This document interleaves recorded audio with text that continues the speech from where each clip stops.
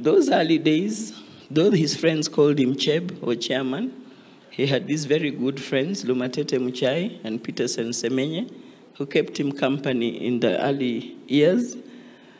I used to call him honey, I would call him darling. That is when we had got married. So when Rachel came along, of course the name changed. We became Baba Rachel and Bama Rachel. So the honeys and the darlings disappeared. That's why I decided to have my flower here with honey on it. At least now that the children are grown, I can still call him honey, but honey, I have to call you honey because I'm saying bye to you. His favorite verse was read out here, and his favorite verse was Mark 8:36, and he loved saying that, "For what shall it profit a man if he shall gain the whole world and lose his own soul?" That is a verse he loved. There's one thing Chairman said to us: ignore those people, just ignore them. They've killed him so many times. In fact, every time I get so many calls coming in, I know social media has killed my husband. So I just go discutting off and saying, he's okay, he's okay, he's okay. And everybody says, oh, thank God, we were actually inquiring, what is this we have read? So social media has really not been fair to us. Now that he has rested, I hope they will give us some peace. It has been so difficult. Initially, I didn't have it as rough because I used to trade under the name Mrs. Wanyonyi because I found him as Wanyonyi and Company Advocates. But social media thought I was hiding the name Chebukati. Even, Mr. President, when I went for vetting, an MP walked in and said, during vetting, why are you not using your husband's name? Why are you hiding your name? I said, I'm not hiding my name. The man is called Wanyonyi Wafula Chebukati. So I am Mrs. Wanyonyi. So he was very surprised that I have, in fact, the chair of the committee, I made a joke and said, this lady is having two names of her husband. How many of you here even, the wives even carry one name? I can see some of you smiling, Senator King. So I must say, he has protected us. He told us, wachana na social media, when you see any bad report, just look at it that this person is making money. Ignore. Wachana naye. Ya anatengeneza pesa. Na anatengeneza pesa kukutumia. So if they want to continue making money, let them talk about the good things that I have had. The tributes that have come out. If there's anybody who knows Chairman, it is IEBC. They had a big ceremony. They requested for 3 hours. We gave them 3 hours. They did a beautiful candle ceremony for him. And they will, I don't know if they'll have a chance to talk, but those are the people who know the chairman. If you say chairman is stone-faced, you don't know the chairman. Chairman talks more than I do. I'm said to be chatty, but he chats more than I do. And his friends will tell you. And I think they have alluded to that. He would say, there's nothing you cannot do if you set your mind to it. You encouraged me to aim for the sky and to always believe in myself. You expected excellence, and rightfully so, because you worked hard to ensure you sent us to the best schools and exposed us to as many opportunities and experiences as possible. I've been told sometimes when I walk into a room, when I started working, that for a young girl, you have a lot of confidence, a lot of confidence. Where do you get that from? That confidence came from my father. He always said, what he does is for his legacy. And it's not just his legacy, it's our name as well. The people whom carry his name, the people who carry his name will live with that. So he was not going to do anything that would endanger our lives. So he stood by the truth, and I'm extremely proud of him for that. I recall telling him, after all that, that if I could just be half of who you are, I think I'll be great. I'll be a successful person. I'll be amazing. And he stopped me and he said, Rachel, you're not going to be half of me. You're going to excel. You're going to be way better than me. You're going to do more than I've ever done. Because that's what I want you to do. My dad believed in improving and improving people, improving us, giving us the best of the lives. Even though he was a young man, grew up in Bungoma, he always gave us the best. Always bought us the best of things.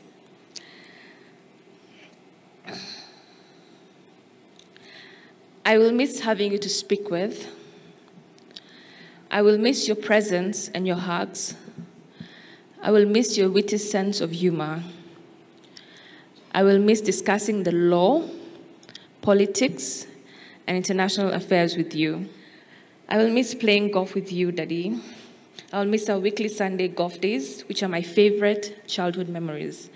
You'll always be my favorite golf partner because we always took the risky shot and we would often succeed because it all starts with being confident and believing in self.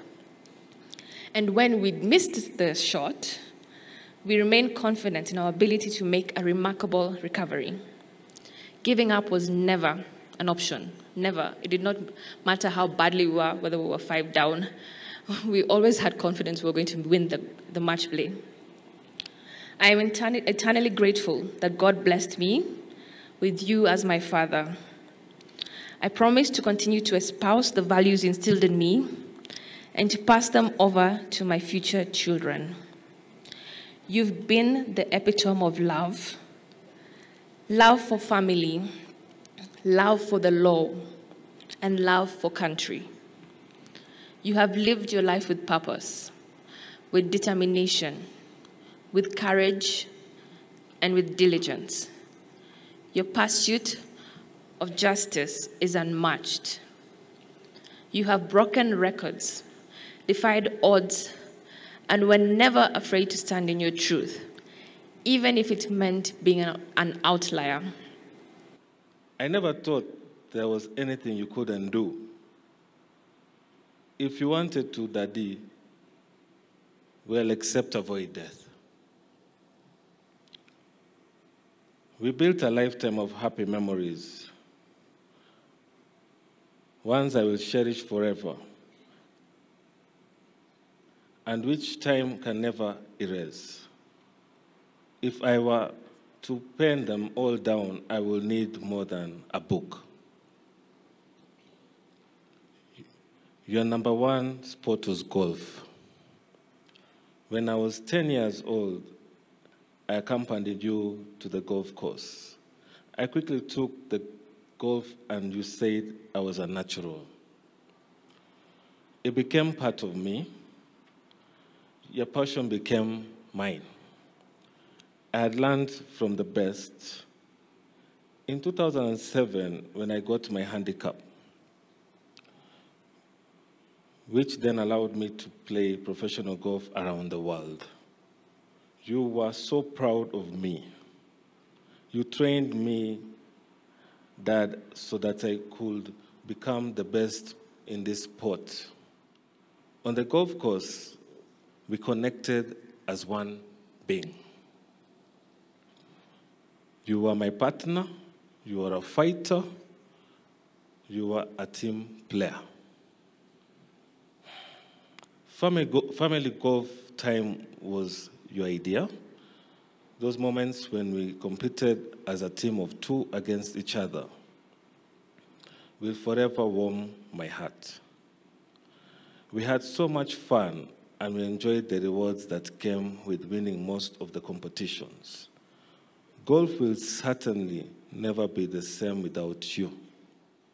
Your life is hard to emulate, but I will do my best to live a life of integrity like you did. I am confident that you are in heaven and are watching over us. I won't see you again on earth, but happily we'll meet again in heaven. I echo the words of J.M. Richards, which I quote, "No one wants to go through life alone, fighting battles single-handedly their whole life, not even the hardest of the heroes. I love you, Daddy. Rest in peace till we meet again. These are my father's words spoken to me on the last full day we spent together. I just come back from Bilbao in Spain, where I was attending a conference. And I came back with a hat, an authentic Spanish hat that they wear during bullfighting competitions there. So when I gave him the hat, I put it on his head, and he immediately said to me, "I feel like a bullfighter already." And then he went on to say, "Nobody can mess with me when I'm in my bullfighting hat." That was the Chebukati you knew, and that was the Chebukati the world knew. A man you couldn't mess with. But through my eyes and through the eyes of the family members seated here, you will see him as simply the best father, husband, brother that you could ever have. It is said that if you think Chebukati is tough and doesn't smile, then you don't know Chebukati. In my formative years, my father instilled in me a sense of responsibilities. While growing up in Nyali together, in Mombasa, he entrusted me with the responsibility of managing staff salaries and other procurement matters. Each month, I would prepare a budget, present it to him for approval, collect the funds, disburse the funds, and ensure that everybody appended their signature to confirm receipt of the funds. To him, it wasn't just about the arithmetic. It was about the understanding of the value of labor and the dignity of fairness. These skills would later prove invaluable in my career. And this was my dad, the nurturer. On to high school, and it was just the two of us in Mombasa in a large 6-bedroom mansion. The rest of the family had since moved to Nairobi, but my dad had stayed behind to allow me to complete my studies. It was a special chapter in our lives, and we settled into a routine. Takeout became our staple. Monday tulikuwa tunakula mabakio ya Sunday. Tuesday tunakula terrific Tuesday pizza, the one that comes on offer. Wednesday there was tikka at the golf club. We would go and do takeout there. Eventually we realized that this is unsustainable, and we decided to teach ourselves how to cook. He would occasionally bring back mudfish from South Coast, where he had a client, and I would experiment to try and make this fish taste nice. For those who know mudfish, perhaps Speaker, you might know, it is quite frankly the most horrible fish you can ever eat in this world. But together, we made a meal out of it, and he would cook ugali and I would cook the fish. But the point was never the meals. The point was the conversations that we shared over dinner every night. This was his way of guiding me. It was never forceful, but gentle, trusting, and with room for me to grow into my own choices. And this was my dad, the companion. Driving was another bond we shared. It started in Mombasa, where I often chauffeured him to his meetings. And over time, I became the designated family driver, much to the displeasure of my two older siblings seated here. Together, we traveled thousands of kilometers, Mombasa to Nairobi, Kitale, Njoro, and the Great Rift Valley. He was always in the passenger seat, guiding me with his steady voice. Of course, the road trips weren't without their hiccups. Whenever I hit a pothole too hard or took a turn too fast, my mother would grumble from the back seat, but he would always defend me and say, "Leave him alone. If I was driving, it would be much, much worse." And that was my dad, the unwavering supporter. Indeed, no one could mess with him. Not in life, and not in his final moments. Rest well, Dad. I will carry your lessons with me forever and keep your bullfighting hat safe. A symbol of the wisdom you wore so effortlessly, the strength you carried with quiet dignity, and the path that you charted for me to follow.